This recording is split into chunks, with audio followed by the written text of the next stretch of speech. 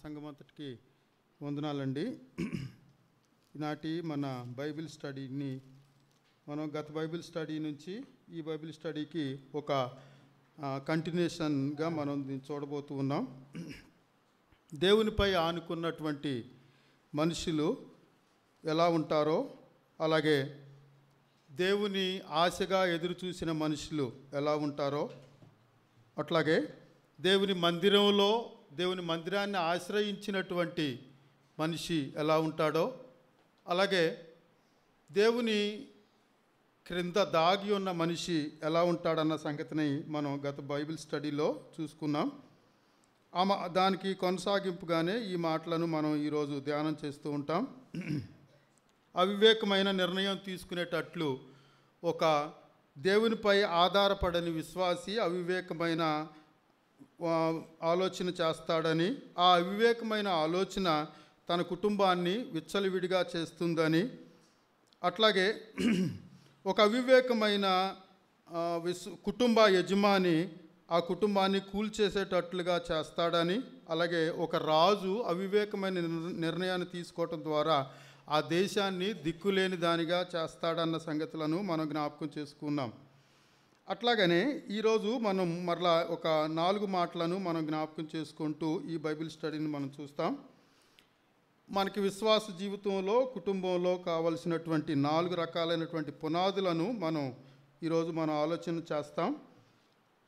వీటిలో విశ్వాసి అయినటువంటి తండ్రి, విధేయుడైనటువంటి కుమారుడు, పరిశుద్ధురాలైనటువంటి భార్య, విశ్వాసి అయిన భార్య, అలాగే నమ్మకమైన యథార్థవంతుడైన పరిచారకుడు గురించినటువంటి సంగతులను మనం ఆలోచిస్తాం. ఈ 4 లక్షణాలు కలిగి ఉన్నటువంటి ఏ సంఘమైనా లేకపోతే ఏ కుటుంబమైనా వర్ధిల్లటానికి, అనేక కుటుంబాలకు ఆశీర్వాదకరంగా ఉండటానికి దేవుడు ఆ కుటుంబాలను ఎన్నుకుంటాడన్న సంగతులను మనం ఈ రోజున ఆలోచన చేస్తాం. దానికి కొనసాగింపుగా మనం 24వ అధ్యాయంలో ఒక మాటను మనం చదువుకుందాం. ఆదికాండము 24. ఆదికాండం 24 దీనిలో దేవుని పైన ఒక మనిషి ఎలాగా ఆధారపడ్డాడో, ఎలాంటి దేవునితో అనుసంధానమైనటువంటి సంబంధాన్ని కలిగి ఉన్నాడో, అసలు దేవుడు మాట్లాడతాడు అనే ఒక ప్రత్యేకమైనటువంటి అనుభవాన్ని కలిగి ఉన్నటువంటి విశ్వాసిని మనం చూస్తాం. దేవుళ్లను చేసుకునే తరం నుంచి దేవుళ్లను చేసి, దేవుళ్లను అమ్మి, దేవుళ్ళ ద్వారా ఒక వ్యాపారాన్ని చేసుకునేటువంటి మనిషి దేవునిని ఒక రకమైనటువంటి వేరో కోణంలో అర్థం చేసుకొని ఆ అనుభవాన్ని దేవుడే మాట్లాడతాడని, జీవం కలిగిన వాడని, తన ప్రయాణంలో జీవిత యాత్రలో నడిపిస్తాడన్న సంగతులను విచిత్రమైనటువంటి ఒక అనుభవంతో ఆయన జీవితాన్ని మలుపు తిప్పింది. ఆ రోజు నుంచి దేవుణ్ణి అమ్మటం మానేసుకొని దేవుని నమ్మటం ప్రారంభం చేశాడని ఈరోజు మనం జ్ఞాపకం చేసుకుంటూ ఉంటాం. 24వ అధ్యాయంలో అబ్రహాము గురించినటువంటి సంగతులు మనకు బాగా తెలుసు. అన్ని విషయములలో యెహోవా అబ్రహామును ఆశీర్వదించెను. అన్ని విషయాలలో ఆశీర్వదించడానికి ఆయన ఆధారపడిన విధానమే ఆయనకు అలాగా అభివృద్ధి పొందటంలో, ఆశీర్వాదం పొందటంలో అన్ని విషయాల్లో ఆధారపడ్డాడు, అన్ని విషయాల్లో ఆశీర్వదింపబడ్డాడు. ఏ విషయంలో అయితే ఆధారపడలేదో ఆ విషయాల్లో కొన్నిసార్లు అవకతవకలు జరగవచ్చు. ఆధారపడి ఆ రకమైనటువంటి దేవుని ద్వారా నడిపింపు పొందినటువంటి ఈయన ఒక మంచి ఆశీర్వాదకరమైన పరిస్థితిని ఆ కుటుంబానికి అందించాడు. ఇట్లా మనం చూస్తూ ఉంటే ఆ రోజు ఆయనకి కలిగినటువంటి ఆల్రెడీ వృద్ధుడైపోయాడు, వెళ్ళలేడు, అట్లాగని కుమారుని కూడా పంపలేడు.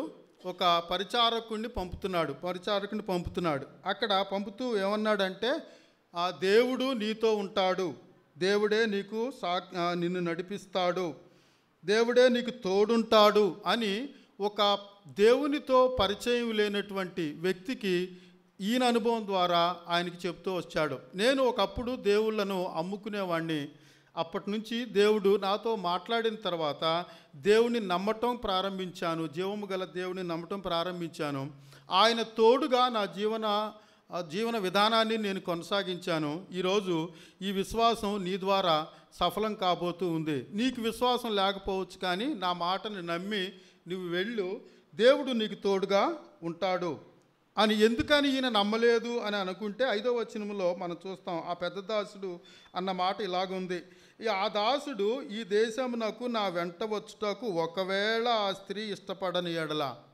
నీకైతే ఫుల్ కాన్ఫిడెంట్గా ఉన్నావు, నమ్మకంగానే ఉన్నావు, పోనీ మంచిది, నీ విశ్వాసం నీది, నీ విశ్వాసాన్ని నేనెందుకు అనుమానించాలి, కానీ వెళ్ళేది నేను, అనుభవించేది నేను, నాకొచ్చే అనుభవం అది. ఒకవేళ అలా జరిగితే ఏం చేయాలి అంటే ఆ అబ్రహాం ఏమన్నాడంటే, నీకు 100 రకాలైనటువంటి అనుమానాలు అయితే జరగవచ్చు, కానీ నా విశ్వాసం నీ అనుమానాలన్నింటినీ పటాపంచలు చేస్తుంది. ఎందుకంటే నువ్వు ఒక వాహకంగా వెళుతున్నావు అంతే, నువ్వు ఒక పరిచారకుడిగా వెళుతున్నావు అంతే. జరిగించేది నువ్వు కాదు, సఫలం చేసేది నువ్వు కాదు, నీతో ఉండే నేను నమ్మిన దేవుడు. ఆ విషయాన్ని నువ్వు కళ్ళారా చూస్తావు, అనుభవిస్తావు, నువ్వు వెళ్ళు అన్నట్లుగా తండ్రి విశ్వాసం ఆ రకంగా ఉంది. అయితే కుమారుని విధేయత ఎలాగుందన్న సంగతిని కూడా మనం ఆలోచిస్తూ ఉన్నాం. కుమారుడు ఎక్కడ ఈ తండ్రితో దేవుని ఉన్న అనుబంధాన్ని, సంబంధాన్ని ఎక్కడ చూశాడు అన్న సంగతిని మనం ఆలోచిస్తే 22వ అధ్యాయంలో తండ్రికి దేవునికి జరిగిన సంభాషణలో ఇస్సాకు ఒక ప్రేక్షకుడిగా ఉన్నాడంతే. నన్ను ఏం చేయమంటావు, నన్ను వెళ్ళమంటావా, నన్ను ఎక్కమంటావా, ఏమి ప్రశ్నలు లేవు. దేవుడేమో అబ్రహాంతో మాట్లాడుతున్నాడు, అబ్రహాము దేవుడితో మాట్లాడుతున్నాడు. ఈ సంభాషణను కళ్ళారా చూస్తూ అక్కడ మౌనంగా ఉండిపోయాడు. అర్థమయ్యో అర్థం కాకో మొత్తానికి దేవుని సంగతులను అర్థం చేసుకున్నాడో లేదో, అర్థం చేసుకున్నాడని నేను నమ్ముతున్నాను. ఎందుకంటే 18-20 సంవత్సరాల మధ్యలో ఉన్నటువంటి యవనస్తుడు దేవుడు చెప్పిన సంగతులను కట్టేయటం చూశాడు, బలిపీట మీద పెట్టడం చూశాడు, కత్తి ఎత్తటం చూశాడు, అబ్రహామా అబ్రహామా అని పిలవటం చూశాడు. తర్వాత ఆ విడిపింపును, ఆ నడిపింపును నా తండ్రిని ఏ విధంగా నడిపించాడో దేవుడు అన్న సంగతులను అర్థం చేసుకున్న ఆయన, దేవుడు నా పట్ల ఒక ప్రత్యేకమైన ఉద్దేశాన్ని కలిగి ఉన్నాడు. కారణం, నా తండ్రితో నీ సంతానం ఆశీర్వదింపబడును అన్నాడు. నా తండ్రి తర్వాత నేను ఇప్పుడు ఆశీర్వదింపబడాలి అంటే నేనే నిర్ణయాన్ని నా ఇష్టానుసారంగా నేను తీసుకోవడానికి లేదు. ఇందాక నేను మొదట్లో జ్ఞాపకం చేసినట్లు ఆధారపడిన వాళ్ళు ఆయన పైన అలాంటి ఆలోచనను కలిగి ఒక విధేయమైన లేకపోతే పవిత్రమైన ఒక కట్టుబాటుకి ఆయన లోబడి ఉన్నాడు. అంత మాత్రమే కాదు, కానీ అదేదో సులభంగా జరిగింది కూడా కాదు, చాలా కష్టమైన సంగతిని చక్కగా నమ్మి ఉన్నాడు. 18వ వచనములో దేవుడు ఆయనతో ఈ మాట అన్నాడు, 22:18, నీవు నా మాట వినినందున భూలోకములోని జనములన్నీయు నీ సంతానము వలన ఆశీర్వదింపబడును, నా తోడని ప్రమాణం చేసి ఉన్నానని యెహోవా సెలవిచ్చెను. ఈ మాట కూడా అబ్రహాంతో అన్న మాటే, కానీ సంతానం గురించి, ఇస్సాకు గురించినటువంటి మాటను విన్నాడు. నా పైన ఒక ఉద్దేశం ఉంది దేవునికి, నా ద్వారా ప్రజలకు ఆశీర్వాదం వెళ్ళాల్సి ఉంది అని ఆయనకు అర్థమయ్యి అబ్రహాముకి దేవునికి జరిగిన ఈ సంభాషణ అప్పుడు ఇస్సాకు వయసు మనం జ్ఞాపకం చేసుకుని సుమారు 18-20 వరకు అని అనుకుంటే, దేవుడు మరలా ఇస్సాకుతో మాట్లాడిన సందర్భం ఒక 20 సంవత్సరాల దాకా లేదు, ఎక్కడా లేదు. ఎందుకంటే 23లో మనం చూడం, 24లో మనం చూడం, మళ్ళీ చూస్తే మనం 26లో మనం చూస్తాం ఆ సంగతిని, 26లో చూస్తాం. ఇప్పటికీ దరిదాపుగా 30-40 సంవత్సరాల వయసు దాటిపోయింది. 20 సంవత్సరాల అప్పుడు దేవునితో ఒక ఉద్దేశం కలిగి ఉన్నాడన్న సంగతిని అర్థం చేసుకున్నాడు. ఇంకొక 40 సంవత్సరాల పాటు దరిదాపుగా దేవునికి ఇస్సాకు ఏ సంభాషణ జరగలేదు. అయినా తను యథార్థముగా, విధేయతగా తను నమ్మిన దానిని, తన తండ్రి నమ్మిన దానిని తన జీవితం ద్వారా జరిగించడానికి సిద్ధపడి ఉన్నాడన్న సంగతిని మనం జ్ఞాపకం చేసుకుంటూ ఉన్నాం. అందుకనే నేను ఇక్కడ ఈ మాటలు ఏమనుకున్నానంటే 23లో ఆ తల్లి గురించినటువంటి సంగతులు ఉంటాయి, 24లో తండ్రి ఏర్పాటు ఉంటుంది, 24 ఆఖరిలో 63వ వచనంలో ఈ మాట నేను చదువుతున్నాను చూడండి.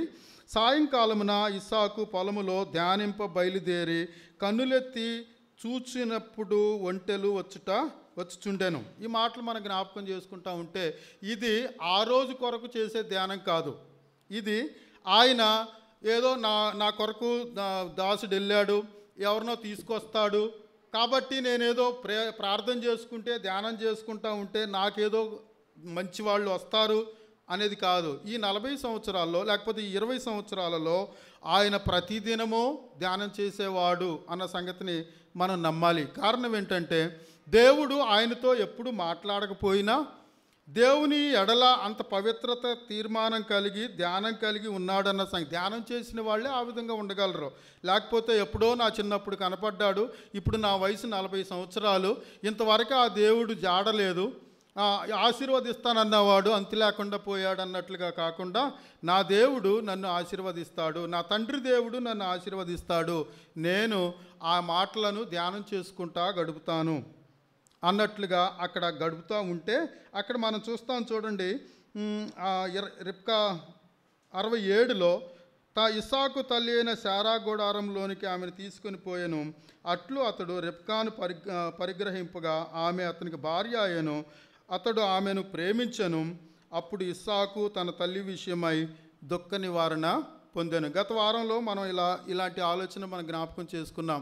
తండ్రి చూస్తే బహుభార్యత్వంలో ఉన్నాడు, కుమారులు చూసినా కూడా అదే పరిస్థితిలో ఉన్నారు. కానీ ఈయన విషయంలో ఏకపత్ని పురుషుడిగా ఉన్నాడు. కారణం ఏంటంటే తనకు కావలసినవన్నీ ఆమె భార్యలో కలిగి ఉన్నాడు, ఆమెకు ఉన్నాయి. దుఃఖ నివారణ పొందాడు. ఈ మాట నేను ఆలోచిస్తూ ఉంటే ఇట్లా ధ్యానం చేసుకుంటూ తన జీవితాన్ని మొత్తం 40 సంవత్సరాలు పవిత్రంగా కాపాడుకుంటూ ఉంటే తనకు కావలసినటువంటి ఏర్పాట్లను దేవుడు తన దాకా తీసుకొని తన ముందుకు తీసుకొచ్చి పెట్టాడు. వివాహం చేసుకునేటువంటి యవనస్తుల గురించినటువంటి ఆలోచన ఇలా చూస్తూ ఉన్నాం మనం. చాలా రకాలైన ఆలోచనలు ఉంటాయి. నా చదువుకు సంబంధించిన వాళ్ళు ఉండాలి, నా ఉద్యోగానికి సంబంధించిన వాళ్ళు ఉండాలి, లేకపోతే నా స్టేటస్కి సంబంధించిన వాళ్ళు ఉండాలి, నా యొక్క మనసుకు సంబంధించిన వాళ్ళు ఉండాలని రకరకాలుగా, వీళ్ళైతే ఇలా ఉంటుందా, వాళ్ళైతే ఎలా ఉంటుందా, అవి ఆలోచించట్లేదు ఆయన. దేవుని గురించినటువంటి ధ్యానాలు ఆలోచిస్తూ ఉన్నాడు. 20 సంవత్సరాల వయసులో నేను నా తండ్రితో పాటు నడుచుకుంటూ వెళ్తూ ఉంటే ఒక భయంకరమైనటువంటి ఒక భయాన్ని కలిగించేటువంటి సన్నివేశాన్ని తండ్రి ద్వారా అనుభవించాడు. బలిపీఠ మీద పడ్డాడు, లేచాడు. ఏంటి మరి ఈ గ్యాప్లో ఏం జరుగుతూ ఉంది, ఎవరు చూస్తున్నారు, ఎవరు ఆలోచిస్తున్నారు, ఇవన్నీ ఆలోచిస్తే నేను దేవుని గురించి ధ్యానం చేస్తున్నాను, దేవుడు నా గురించి ఆలోచన చేస్తున్నాడు. నా సమయం దేవుని సన్నిధిలో దేవుని ప్రణాళికలో ఉంది. ఆయన ఏ సమయంలో నా దగ్గరకు తీసుకొస్తాడో అంతవరకు నేను ధ్యానం చేసుకుంటానే ఉంటాను. ఇలా కాకపోతే ఏమవుతుందంటే దుఃఖ నివారణ కలగదు. ఆయన వివాహం, ఆయన 20 సంవత్సరాలు తల్లి విషయమై పడిన దుఃఖం, ఒంటరితనంలో అనుభవించినటువంటి ఈ ఆలోచనలు, ఆయన ఏమి ఇట్లాంటి శోధనలు లేనివాడు కాడు, లేకపోతే లైంగికపరమైనటువంటి బాధలు అనుభవించిన వాడేం కాదు. అయినా అలా ఉన్నాడు అంటే ఆయనకు ఒక ఆధారం దేవుడు, ఆయనకు బలం ఆయన ధ్యానం. కాబట్టి ఇలా ఉన్నాడు. అలా జరిగింది కాబట్టే తన జీవితంలో ఎప్పటి నుంచో ఒంటరితనాన్ని, ఆ దుఃఖాన్ని, ఆ నిట్టూర్పును విడుదల కలిగాడు. ఇక్కడ ఆగి ఒక మాట నేను జ్ఞాపకం చేయాలనుకున్నది ఏంటంటే చాలా సంబంధాలు, మానవ సంబంధాలు అప్పటి వరకు చాలా సంతోషంగా ఉంటారు. కానీ ఆ సమయానికి ఎవరో మన అనుకూలమైన వాళ్ళు వచ్చారని అనుకుంటాం. కానీ ఆ దినం నుంచే దుఃఖాలు ప్రారంభమవుతాయి. దుఃఖ నివారణ కలగాల్సింది దుఃఖం మీద దుఃఖం కలుగుతూ ఉంటుంది. సరే, అట్లా కాదనుకుందాం. ఎప్పటి నుంచో దుఃఖంలో ఉన్నారు. తల్లి ఆదరణ లేదు, తండ్రి ముసలివాడు, ఎవరు ఆదరించట్లేదు, ఎంతకాలంగానో దుఃఖంగా ఉంది. కానీ ఆ సంబంధం ఆ దుఃఖాన్ని సంపూర్తిగా తీసేసింది. ఈ రెండు సంగతులు మనం కొన్ని కుటుంబాలు చూస్తూ ఉంటే అర్థమవుతూ ఉంటుంది. కారణం ఒకటే, దేవుని పైన ఆధారపడి ఆ రకంగా చేయటం ద్వారా తనను మరెవరిని చూడలేనంత, మరెవరిని చూసి ఇలా ఉంటే బాగుండు అనే అంత అనిపించలేదు ఆయనకి. ఈమెతోనే నాకు అన్నీ ఉన్నాయి. ఎందుకు ఆ మాట నేను అంటున్నానంటే ఆమె గురించే రాసిన మాటలను మనం చూస్తాం. రిబ్కా గురించినటువంటి మాటలను మనం చూస్తాం. చాలా చక్కనిదని, రూపవతి అని అన్న సంగతులను కూడా మనం చూస్తూ ఉంటాం. చూడండి 16వ వచనం. ఆ చిన్నది మిక్కిలి చక్కనిది, ఆమె కన్యక, ఏ పురుషుడు ఆమెను కూడలేదు.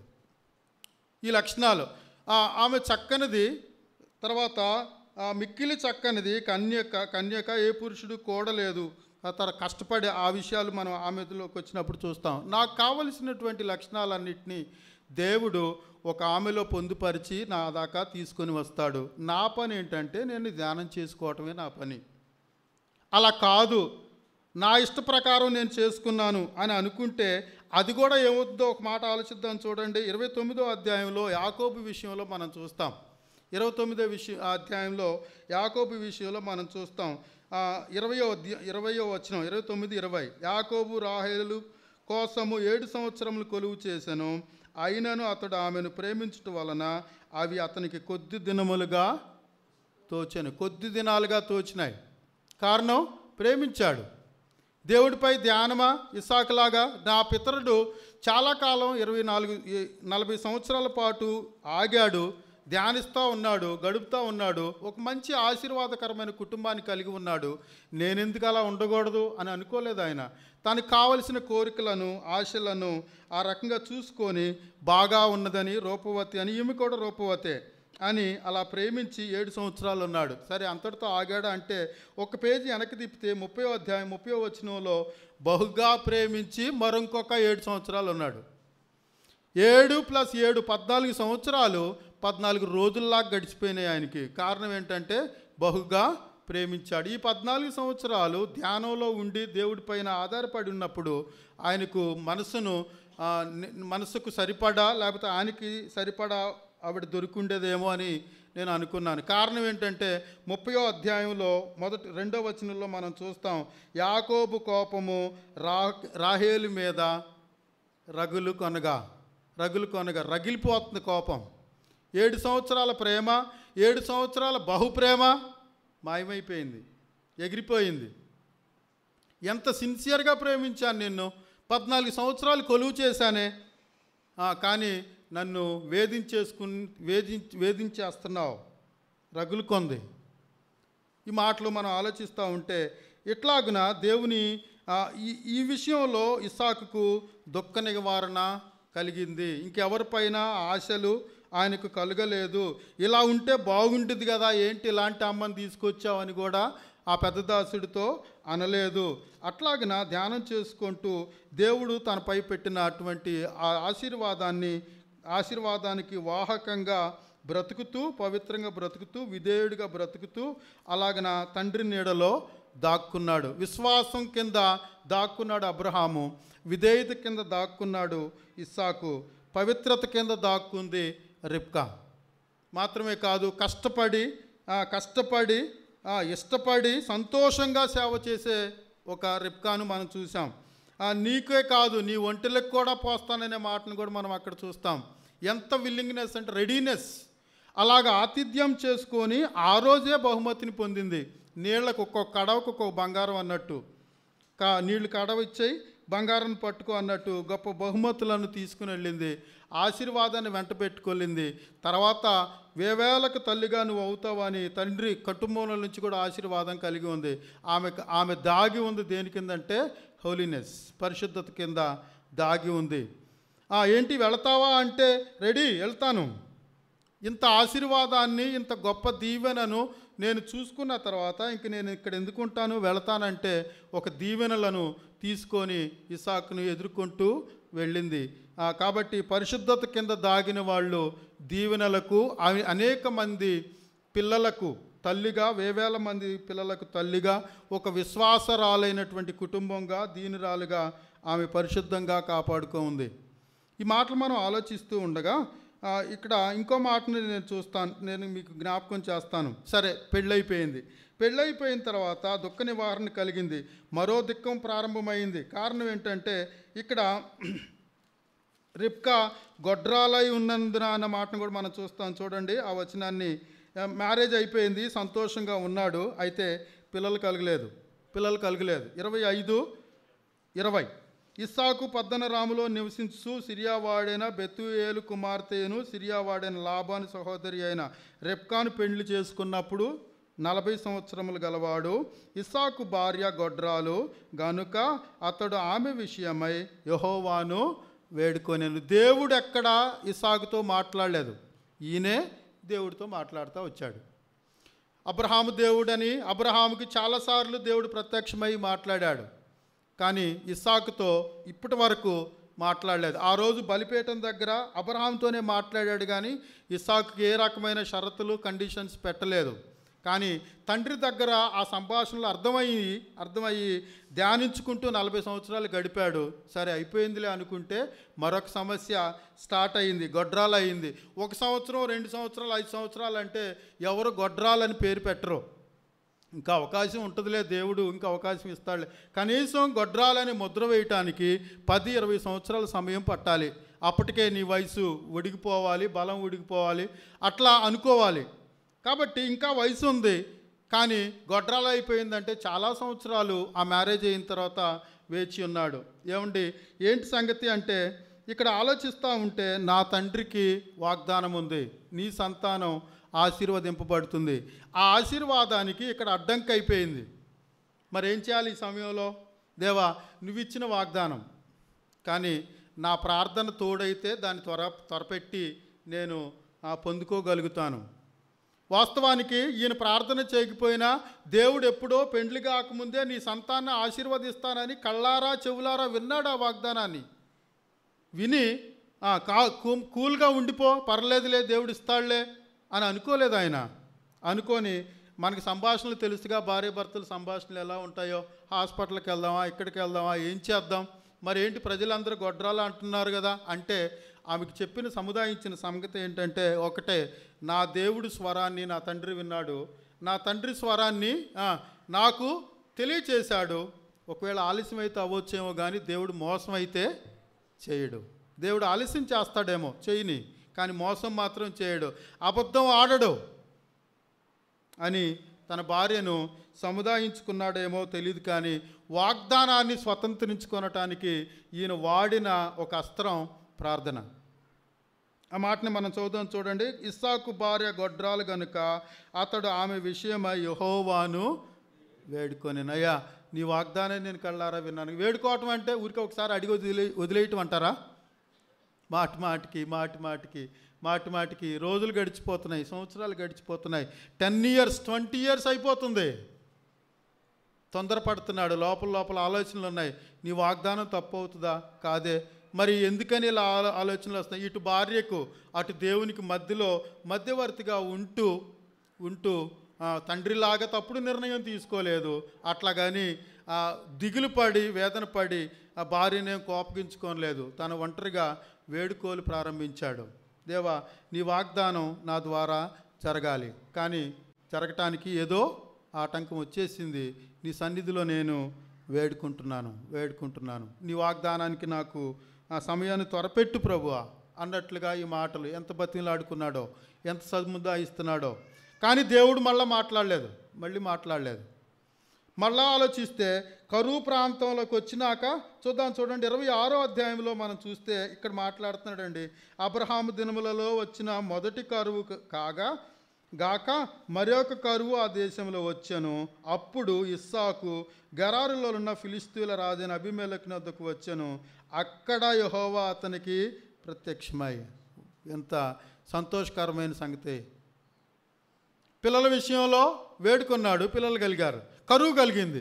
ఇప్పుడు కరువు కలిగినప్పుడు మరి దేవుడు ఏమని ఆలోచించాడు? ఇంతకాలం నేను ప్రత్యక్షం కాకుండా ఉండటం ఏం బాగుంటుంది, ఇప్పటికే 40 సంవత్సరాలు గడిచిపోతుంది కదా, తన విశ్వాసాన్ని నేను ఇంకా వృద్ధి చేయాలనుకున్నాడో, లేకపోతే ప్రార్థనకి జవాబు చేశాడు. అతని విశ్వాసంలో ఇంకేమీ అనుమానం లేదు. వేడుకున్నాడు, ఇచ్చాను. భార్య కూడా అంగీకరించేసింది దానికి. ఇంకా దానిలో నేను చేయాల్సింది ఏముందిలే అనుకోలేదు. దేవుడు ఎందుకో ప్రత్యక్షమైపోయాడు. ఏ విషయంలో బలపరచడానికి ప్రత్యక్షమయ్యాడు? నీ తండ్రి దేవుడిని అక్కడే పరిచయం చేసుకున్నాడు. అంతకుముందు తండ్రికి దేవునికి సంభాషణ కలిగింది.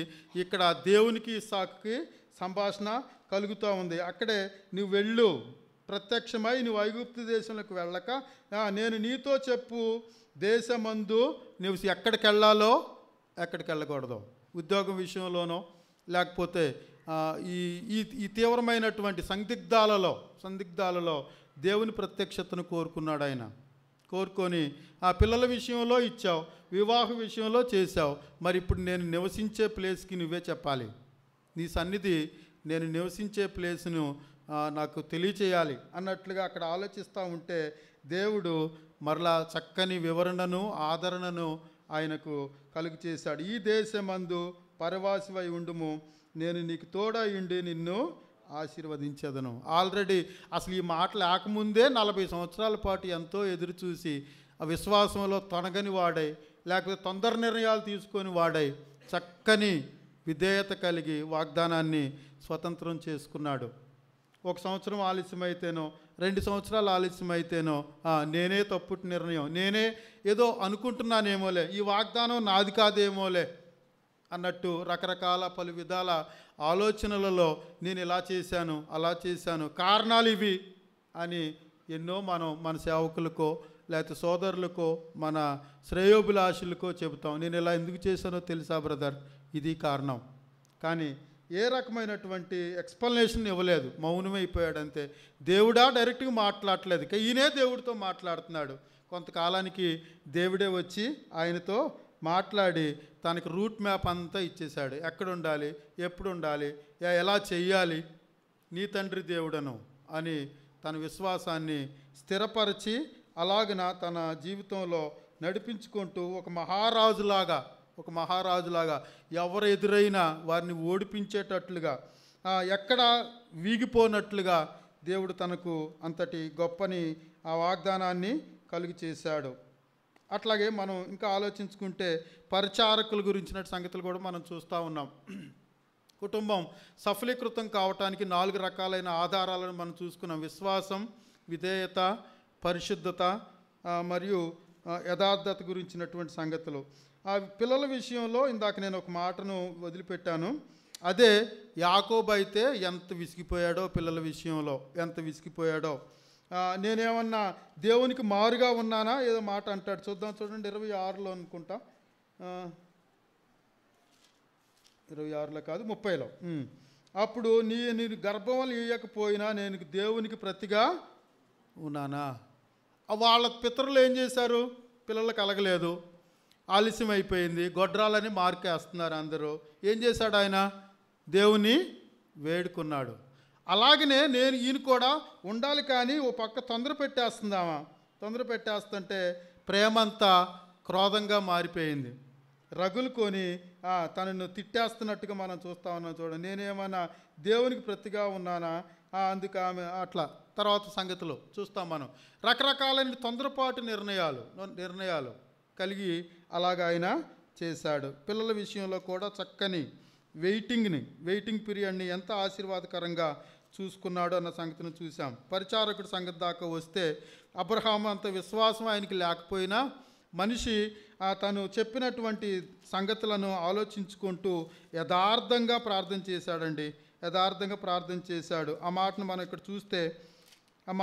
చూద్దాం. చూడండి 24లో 12వ వచనంలో, నా యజమానుడగు అబ్రహాము దేవుడు అయిన యెహోవా. సహజంగా ప్రార్థన పరలోకమందున్న మా తండ్రి, నా దేవా, నా రక్షక, నా యేసయ్య అని మనం ఇలా దేవుణ్ణి డైరెక్ట్గా సంబోధిస్తాం. కానీ ఈయనేమంటున్నాడు, నా యజమానుడగు అబ్రహాము దేవుడు అయిన యెహోవా, నేను వచ్చిన కార్యమును త్వరలో సఫలం చేసి. ఎంత సిన్సియర్గా చేసింటాడో. ఎందుకంటే ఈ ప్రార్థన ముగించే లోపుగానే ప్రార్థన జవాబును పొందుకున్నాడు. అక్కడే చూస్తాం 15వ వచనంలో, అతడు మాటలాడుట చాలింపక ముందే అబ్రహాము సహోదరుడైన నాహోరు ఏర్పాటు చేశాడు.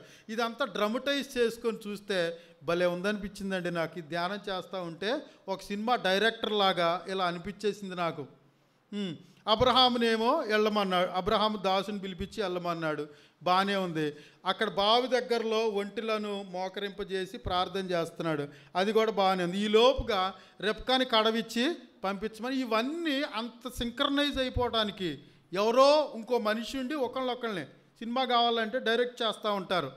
చక్కగా నటించడం కొరకు ఒకదాన్ని ఒకటి గ్యాప్ లేకుండా ఎక్కడికక్కడ అటాచ్ చేసి ప్రజలను రంజింప చేస్తారు. ఈ డైరెక్షన్ ఎంత గొప్పగా ఆశీర్వాదకరంగా ఉందో కదా. ఇది పరలోకం నుంచి వచ్చిన డైరెక్షను. ఆయన ప్రార్థన చేయటం, ఆమె కడవను తీసుకోవటం, కరెక్ట్గా ఆయన కళ్ళు తెరిచేసరికి కడవను దించటం, ఇదంతా ఏం ప్లాన్ అండి ఇది. ఒక్క నిమిషం కూడా ఆలస్యం కాలేదు. మనం ప్రయాణం చేసేటప్పుడు కలుసుకోవలసిన వాళ్ళని కొన్నిసార్లు ఆలస్యమై మిస్ అయిపోతూ ఉంటాం. టైం తెలియదు. మనం అనుకున్న టయానికంటే ముందే రావటం లేకపోతే ఆలస్యం అవటం, మనకు ఓపిక లేక ఎంతకాలం వెయిట్ చేస్తాంలే పో అనేసి వెళ్ళిపోయి మిస్ చేసుకొని మళ్ళా ఫోన్లు చేసి గందరగోళం అయిపోతాం. కానీ ఒక్క నిమిషం కూడా ఆలస్యం కానీ డైరెక్షన్ ఇది. డైరెక్షన్ ఎంత చక్కని డైరెక్షనో దేవుడు అలాగన ప్రేరేపించి తొందరపెట్టి అసలు ఎవరెవరు కనెక్ట్ చేస్తున్నారో తెలియకుండానే ఇలాగన దేవుడు వాళ్ళ జీవితంలో ఒక మంచి కలయికను ఏర్పాటు చేశాడు. ఇది ఇప్పుడు ఫోన్లుండి ఇంత ఇన్ఫర్మేషన్ ఉండి బయలుదేరే టైం తెలుసు, ఎక్కడ దిగుతామో తెలుసు, ఎక్కడ రిసీవ్ చేసుకోవాలో తెలుసు, ఇన్ని చెప్పినా కన్ఫ్యూజన్. అలా ఉంటాడో ఎక్కడ ఉంటాడో, ఓపిక ఉండదు, ఓర్పు ఉండదు, సహనం ఉండదు. ఇవేమి లేకుండానే అసలు ఏ జీపీఎస్ అనుకుంటాం కదా, ఏమి లేకుండానే దేవుని ఏర్పాటులో ఉన్నటువంటి కుటుంబం, పరిచర్య, ఆయన సిన్సియారిటీ, అలాగన పరిచర్య ఏమన్నా యథార్థత కలిగినటువంటి వారు. ఈ 4 లక్షణాలు ఒక కుటుంబాన్ని చక్కగా కట్టితే ఆ కుటుంబం ద్వారా వంశాలు, దేశాలు, ఆశీర్వాదం, ఒక కుటుంబం ఇప్పటికీ చరిత్రలో వాళ్ళకి పితరులై ఆధారమై ఉన్న సంగతి ఏంటంటే తండ్రి ఆధారపడవలసినట్టు తండ్రి ఉన్నాడు, కుమారుడు విధేయుడు అవ్వాల్సినట్టు కుమారుడు ఉన్నాడు, పరిశుద్ధురాలుగా ఎదగవలసినట్టు ఆమె ఉంది. ఒక పనిని ప్రారంభించిన పరిచారకుడు సఫలీకృతమయ్యాడు. ఈ 24 సంవత్సరంలో మన జీవితంలో మనం చేయవలసినటువంటి సంగతులు ఎన్నో ఉన్నాయి.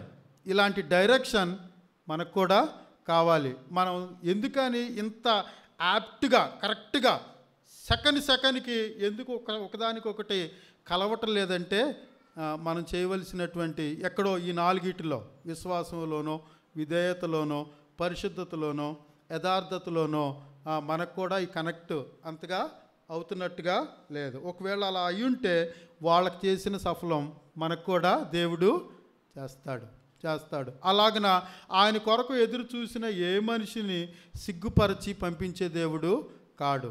కానీ ఇంత ఇని మనమే ఇలా చేస్తున్నాం. ఇందాక ఒక మాటను నేను 40 సంవత్సరాల గ్యాప్లో కూడా అంతే భక్తిని మెయింటైన్ చేస్తూ వచ్చాడు ఇస్సాకు.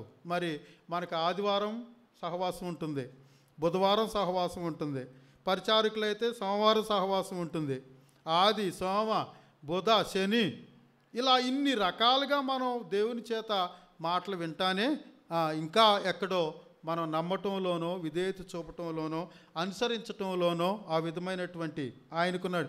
40 సంవత్సరాల పాటు దేవుడు ఎక్కడ ఆయనతో తండ్రితో మాట్లాడాడు, తండ్రి కుమారుడికి చెప్పాడు, చూశాడు, ఆ సందర్భం అంతా అయిపోయింది. కానీ మళ్ళా దేవుడితో ఎక్కడ సంభాషణ కలగలేదు. అయినా ఎంత నిక్కచ్చిగా, ఎంత విశ్వాసంతో ఆయన వెయిట్ చేసి అలా ఉన్నాడో అన్న సంగతిని మనం ఆలోచింపజేసుకుంటే మనం కూడా ఎక్కడో మన మానవ బలహీనతలకు ఎక్కువ ప్రయారిటీ ఇచ్చి ఆత్మీయమైన సంగతులకు తక్కువైనటువంటి ధ్యానాలను మనం ఇచ్చుకుంటూ ఇలా వెళుతూ ఉంటే ఈ సంగతులు కూడా మన విషయంలో జరగకపోవచ్చు. ఇన్ని సంవత్సరాలు వేస్ట్ అయినట్లు ఈ సంవత్సరం కూడా మరలా వ్యర్థం కావచ్చు. 24 మన జీవితాలలో అలాంటిది కాకూడదని దేవుని ఏర్పాటు ఒకవేళ మనకుంటే ఎప్పటి వరకు కలిగిన వైఫల్యాలను ఈ సంవత్సరం మనం విజయాలుగా చూడాలి. ఇప్పటి వరకు సమాంతరంగా వెళుతున్న మనం ఒక పురోభివృద్ధిని చూడగలగాలి. మన కుటుంబం ఒక ఉన్నతమైన స్థితికి ఆయన సన్నిధిలో చేరగలగాలి. ఈ 4 ఆధారాలతో ఆయన పైన ఆధారపడుతూ అలాంటి కుటుంబంగా మనం ఎదగాలని మనసారా కోరుకుంటూ ఈ మాటలను నేను ముగిస్తూ దేవుని సేవకులకు సమయాన్ని ఇస్తున్నాను.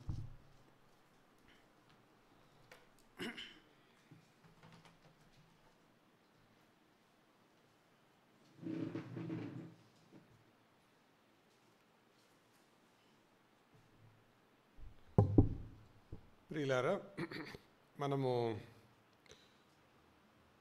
అబ్రహాము జీవితంలో నుంచి నేర్చుకున్న ఈ సంగతులు, ఇస్సాకు జీవితంలో నుంచి నేర్చుకునే సంగతులు మన హృదయంలో ఉంచుకుందాం.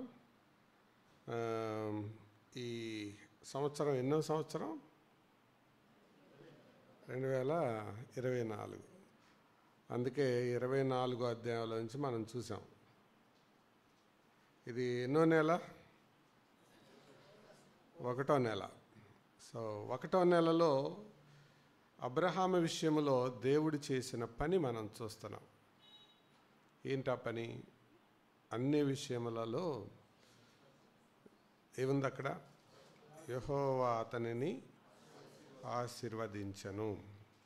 ప్రియులారా, ఈ మాటను గతంలో రాజు వాళ్ళ ఇంట్లో ధ్యానం చేసేటప్పుడు ఒక తలంపు చెప్పడం జరిగింది. 12వ అధ్యాయంలో పిలిచాడు, 24వ అధ్యాయంలో సంపూర్తి చేశాడు. 12వ అధ్యాయంలో ఆశీర్వాద ప్రకటన, 24వ అధ్యాయంలో ఆశీర్వాద ప్రదర్శన. అక్కడ ప్రకటించాడు ఆశీర్వాదాన్ని. 12వ అధ్యాయం నేను ఆశీర్వదిస్తాను అన్నాడు.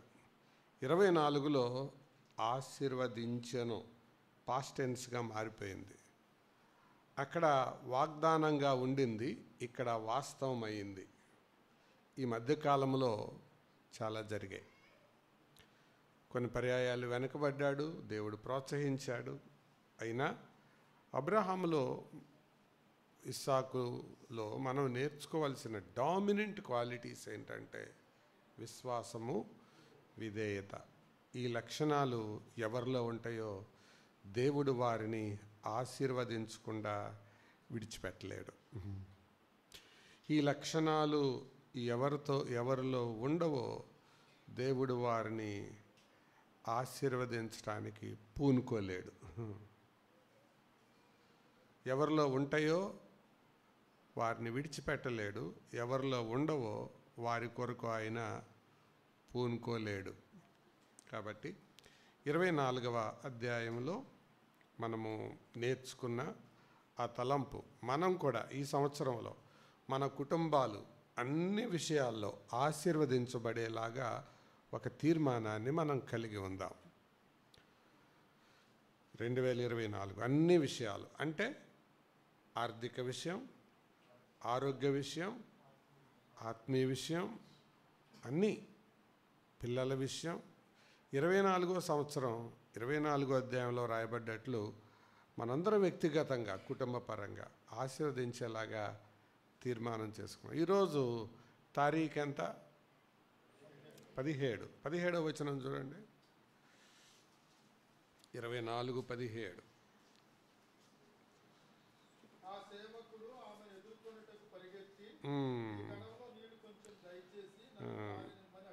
అంటే ఇక్కడ ప్రార్థనకు జవాబు కనపడుతుంది. Prayer answer to prayer. ఆశీర్వదించటం అనేది 1వ వచనంలో వాస్తవం అయిపోయింది. మిగిలిపోయిన దాన్ని 17వ వచనంలో ప్రారంభించాడు ప్రభు.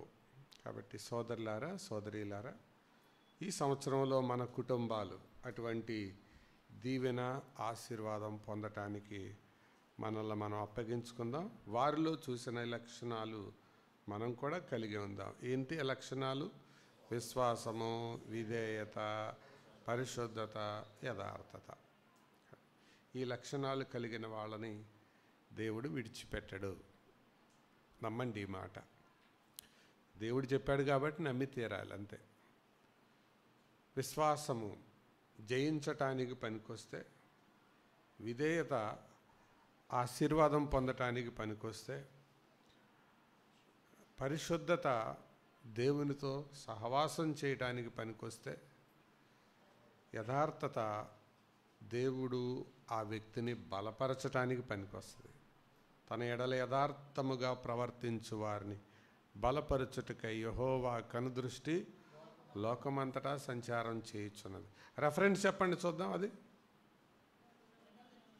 2వ దినవృత్తాంతాలు 16.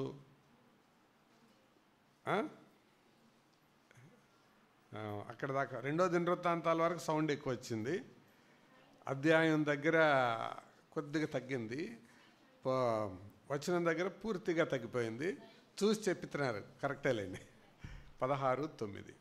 కాబట్టి యథార్థంగా ప్రవర్తించే వారిని దేవుడు కన్నులు బలపరుస్తాయి. దేవునికి చాలా కన్నులు ఉన్నాయి. అందుకనే భక్తులు పాట రాస్తారు. అంటే అది అలంకారంగా చెప్పినంటే దేవుడికి 7 కళ్ళు ఉన్నాయని కాదు. 2 కళ్ళతోనే మనం అసలు ఏది తప్పించుకోలేం. మన ఐస్ ప్యాన్లోది దేవునికి ఉన్న కళ్ళల్లో నుంచి ఏం తప్పించుకుంటుంది? ఎవరు తప్పించుకుంటారు? కనుదృష్టే లోకమంతా సంచారం చేస్తుంటే 7 కన్నులు కలిగిన ఆయన ఇంకెలా చూస్తాడు మనుషుల్ని? పాతాళమును అగాధ కోపమును యెహోవాకు మరుగు కానేరదు, నరుని హృదయం మరి తేటగా కనబడును కదా. మన పక్కోళ్ళకి మన రూపం కనపడుతుంది, దేవునికి మన హృదయం కనపడుతుంది. రూపం చూసి ఈరోజు వీళ్ళ బట్టలు భలే ఉన్నాయే అనుకుంటాం, దేవుడు అట్లా అనుకోడు. హృదయం చూసి చి ఏంటి నీ బతుకెట్లా ఉంది అనుకుంటాడు. దేవుని చూపు వేరు, మనిషి చూపు వేరు. కాబట్టి రాత్రి ప్రభువుకు మనల్ని మనం అప్పగించుకుంటాం. ప్రార్థన చేద్దాం. తల వంచండి. ప్రార్థన.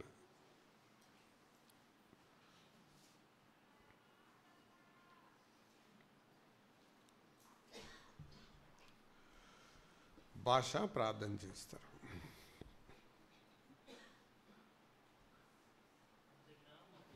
పరలోకపు తండ్రి, ప్రభువా, మీ ఘనమైన శ్రేష్టమైన నామానికై మీకు వందనాలు చెల్లిస్తూ ఉన్నాం. ప్రభువా, ఈ రాత్రికాల సమయము మరొకసారి మేమందరము కలిసి మీ వాక్యము ధ్యానించడానికి మీరు మాకు ఇచ్చినటువంటి అనుకూలమైన సమయాన్ని బట్టి మీకు వందనాలు చెల్లిస్తూ ఉన్నాము.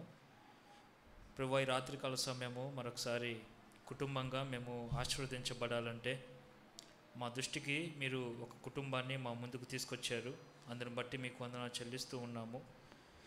అబ్రహాము ప్రభువా మీకు దూరంగా జీవిస్తూ ఉన్నప్పుడు, అబ్రహామును పిలిచినప్పుడు మీ పిలుపుకు లోబడి మిమ్మల్ని వెంబడించినప్పుడు అయినా ప్రభువా ఏ విధంగా మీరు ఆశీర్వదించారో మేము 24వ అధ్యాయంలో మేము జ్ఞాపకం చేయబడ్డాము.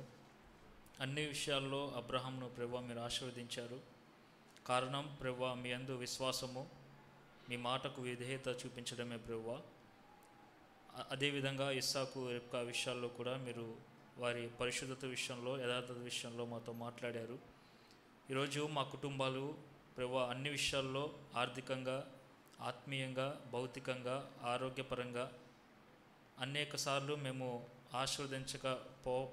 పోకపోవడానికి మాలో ఇటువంటి లక్షణాలు ప్రభువా కొన్నిసార్లు మేము వీటి విషయమై తొలగిపోతూ ఉన్నాము. ఈ రాత్రికాల సమయం మరొకసారి మమ్మల్ని జ్ఞాపకం చేసి ఆ విషయాల్లో మేము మా కుటుంబాలు దినదినము వృద్ధి చెందడానికి ప్రభువా మెట్టుకు మీ నుంచి ఆశీర్వాదాలు పొందుకునే కుటుంబాలుగా మేము తయారు కావడానికి సహాయం చేయమని మీ వాక్యం చేత మరొకసారి మమ్మల్ని దర్శించి బలపరిచినందుకు మీకు వందనాలు చెల్లిస్తూ మా ప్రభువు మా రక్షకుడైన యేసుక్రీస్తు వారి ఉన్నతమైన నామములో ప్రార్థించి అడిగి వేడుకుంటున్నాం తండ్రి, ఆమేన్. మంచిది. సోదరులారా, సోదరీలారా, ఇంకొక